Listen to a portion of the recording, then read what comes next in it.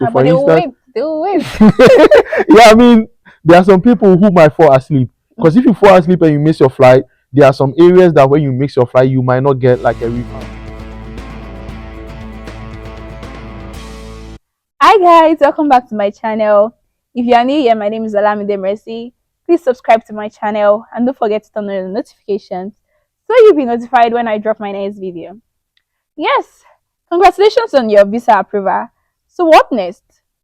In this video, we are here to share tips with you on what you need to know to ensure that your journey to the US is a smooth one. Your transition here is very easy. Okay?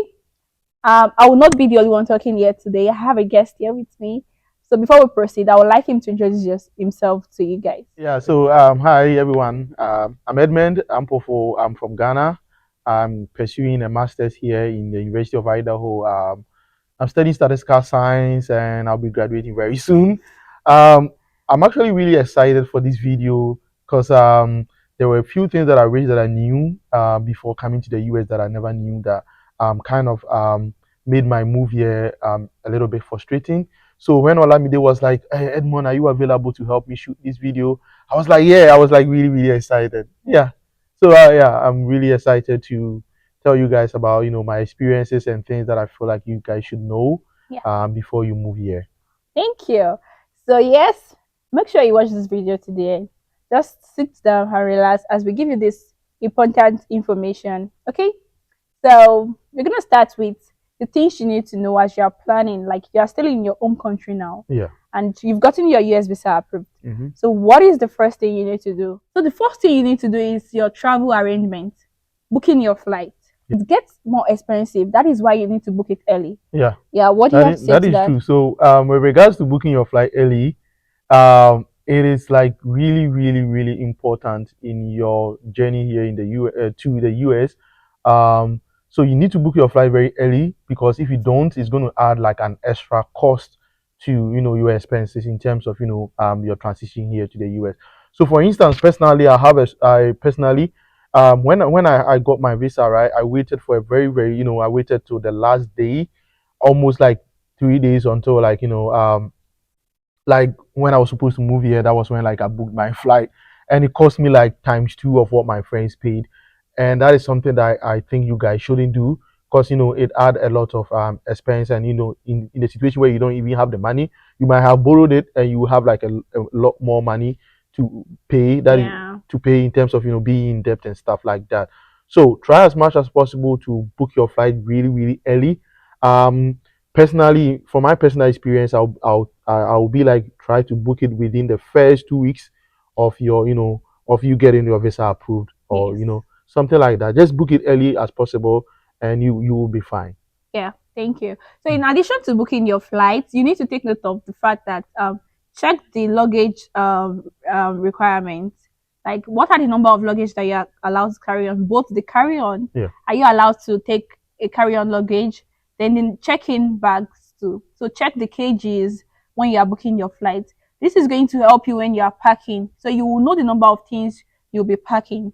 So, you don't just get to the airport and you have to like drop some things. Okay, this is very, very Yeah, important. so with regards to that, that is also, yeah, so let me add a little bit to that. So that is true. So whenever you're booking a flight, you need to make sure that you check on the website the flight that you're booking, whether it allows you to get check-in bags and also a carry-on bag. Now, most of the time, carry-on bag is assumed because it's going to carry a bag on the flight, obviously. Yeah. But the check-in bags, not all flight allows check-in bags. Now, if Yeah. the flight doesn't allow you to get check-in bags, it means you're going to pay at the airport, which is something that you don't want to do. So make sure that you check really well. I mean, sometimes you get excited and you go on the website and you see like a really, really cheap flight and you just book it without reading and getting to know the number of carry-on check-in bags that you're allowed to take.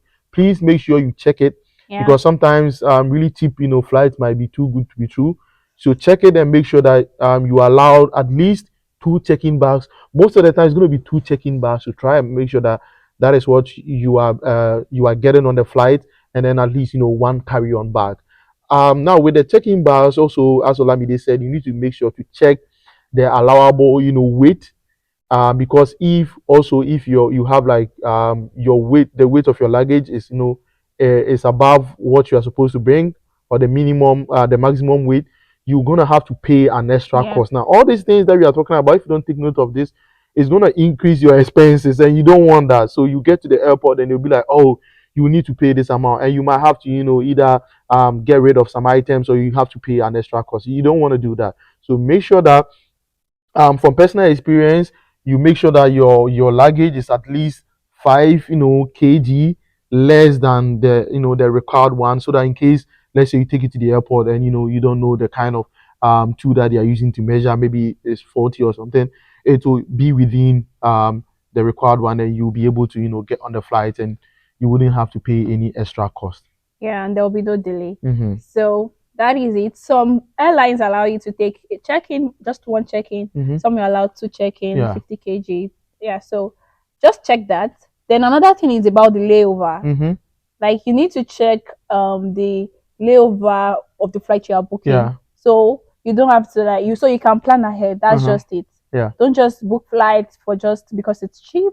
Check all these things. Check your layovers, the maximum layovers, and all that. Yeah, so that is really true. So what Olamide is saying, checking your layover is also really, really important. Now, as I said, cheap flights are sometimes might be too good to be true. Always check your layover. Now, if you're someone who you feel like you can't be sitting down for a very long time waiting for like something, then make sure that layover is something that you're going to check. So, for But instance, they will wait. yeah, I mean, there are some people who might fall asleep, because if you fall asleep and you miss your flight, there are some areas that when you miss your flight, you might not get like a refund or get on another flight.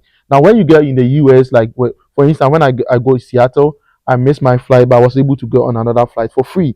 But it doesn't happen, like, for instance, if I miss my flight in Heathrow, I wouldn't get another flight. So make sure you check the layover, and then make sure that if the layover is too, let's say, whether it's too long for you or it's too short for you, don't book it. Make sure you check all these things. And yeah, the layover is really, really important. And also, one thing with regards to the layover is that the fact that the layover is 2 hours doesn't mean that you have to wait exactly 2 hours. Yes. You can wait 2 hours or less. Yeah. Right? Or even more, depending on your flight. So check that. So don't be like, oh, I have 2 hours. So you check your time, be like, oh, I have 2 hours left, so I'm going to do this, I'm going to do that. You might miss your flight, because your flight might come in earlier than it's supposed to be, or it might even come in late. So the layover is just it's just an estimated. So when you check your flight ticket, you will see that all the time that is stated over there is estimated. Okay. Yes. So take note of that. Thank you. So in addition to that, regarding this layover routine, even moving from one gate to another, like moving from your gate where your flight dropped you to where you'll be catching the next flight, it can take you more than 30 minutes. Yeah. So like that is why layovers are important sometimes, like that minute. So don't just think it will be like that. Yeah. Like that extended time. You will just be like not doing anything. Yeah. And to also add to what Olamide said, check your gate really well, because sometimes you might move to a wrong gate, spend like 30 minutes moving there, and then you might have to come back. Like, these are all things that you need to be aware of. So please make sure that when you don't know something, just ask. Ask people. Don't just move with the crowd. When you see people moving, don't just follow them and move. Ask, where are you guys going? Where are you guys going? And stuff like that. And you will be able to follow. So that is something that I did.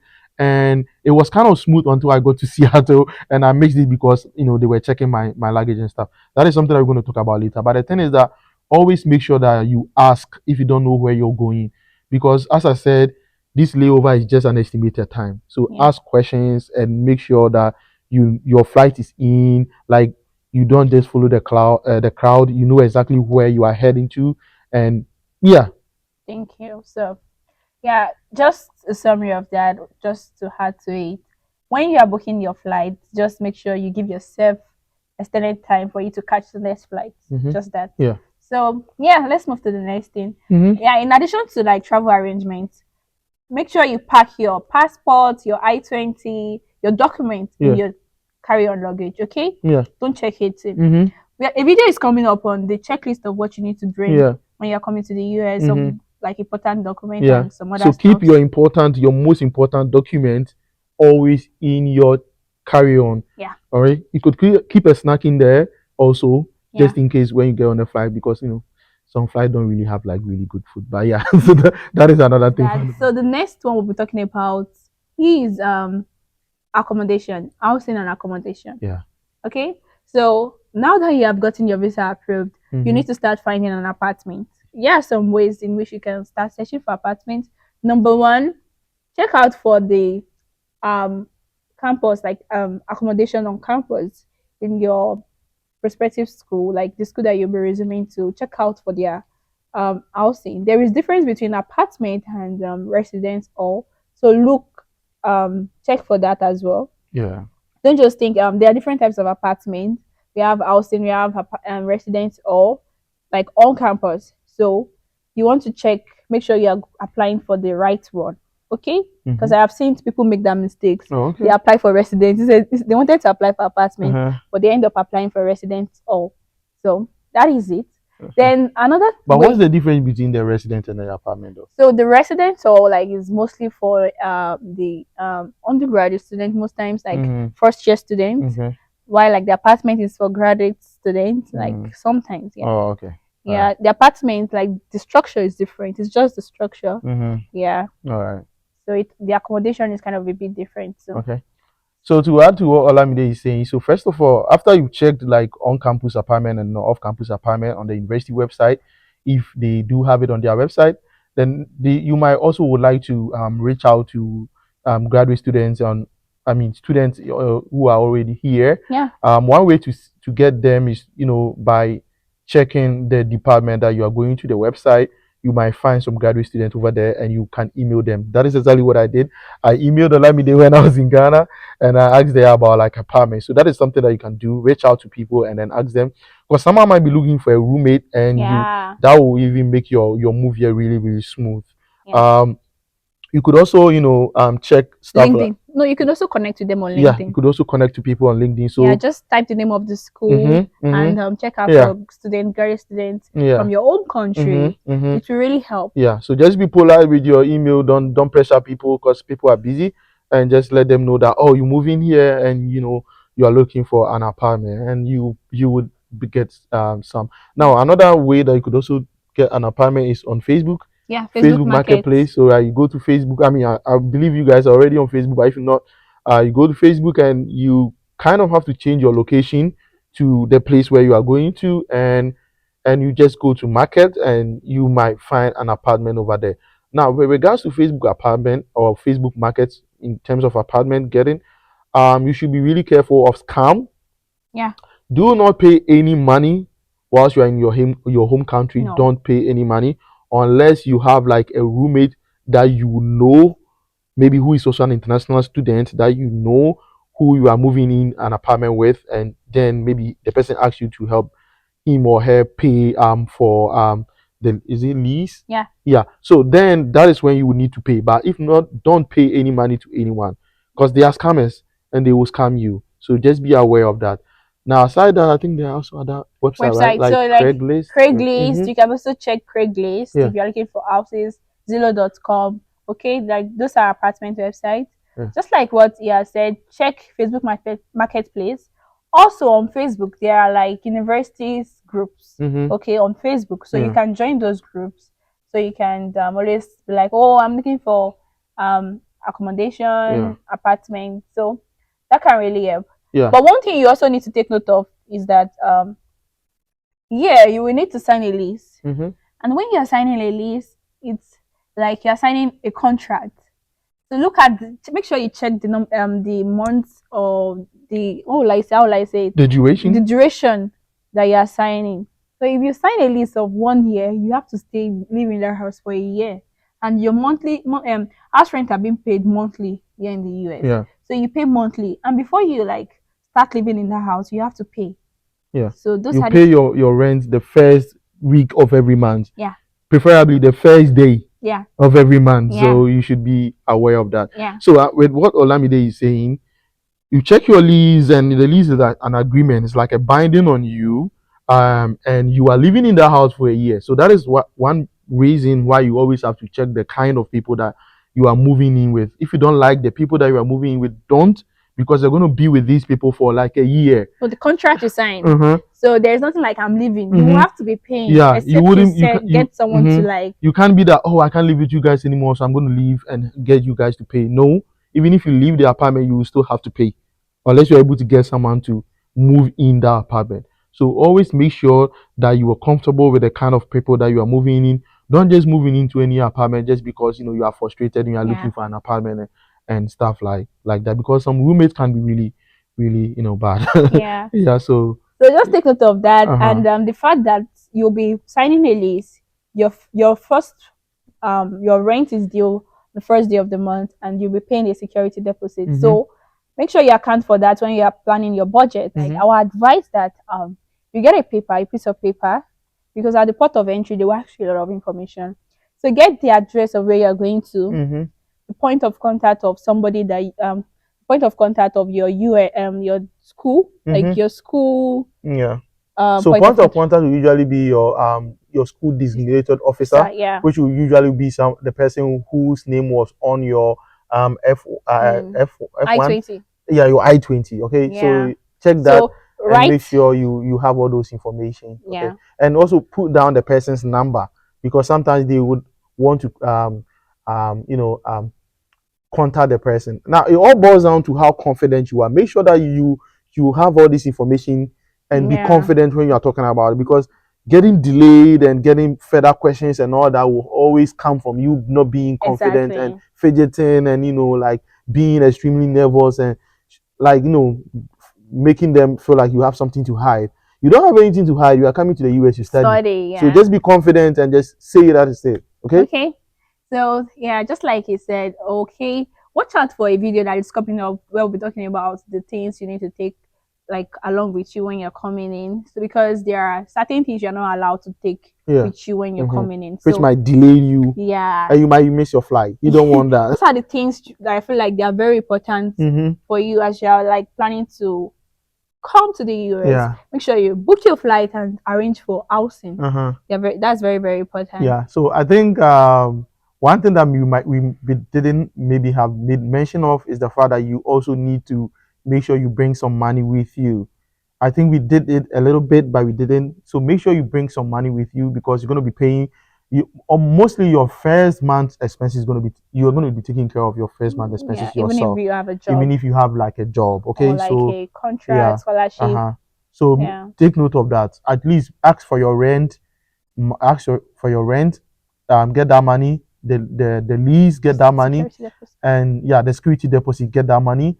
And also maybe your first month, like the number of the food that you'll be eating, groceries, groceries and stuff like that. Maybe if you want to buy clothes, I don't think you should be buying clothes in your first week.